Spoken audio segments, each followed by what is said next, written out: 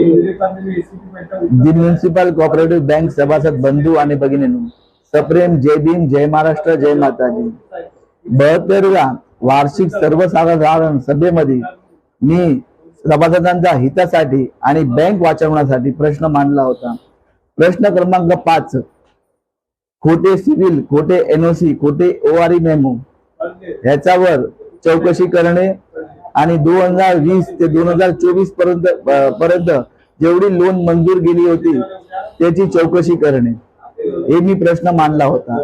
त्याच्यात municipal cooperative बँकेने मला लेखी स्वरूपात त्याचे उत्तर पाठवले आहे।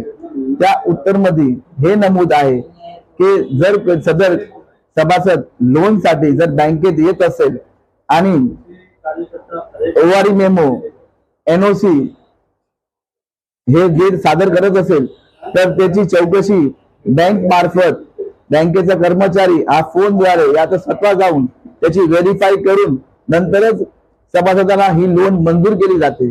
मग माझा प्रश्न असा आहे, जर हे रूल जर बँक खरंच फॉलो करत असेल तर आता बँड्रा वॉर्ड मध्ये जो प्रकरण समोर आला आहे ते बँकेनेही मान्य केला आहे की तो फ्रॉड आहे, तो बोगस एनओसी आहे।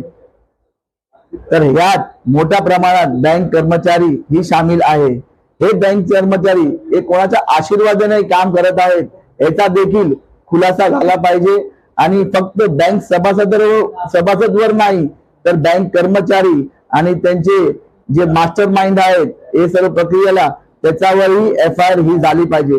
यात फक्त गुन्हेगार सभासदच नाही पण ते बँकेला जो एजंट, जो बँकेचा कर्मचारी, भ्रष्ट कर्मचारी, त्याच्यावरही कारवाई झाली पाहिजे।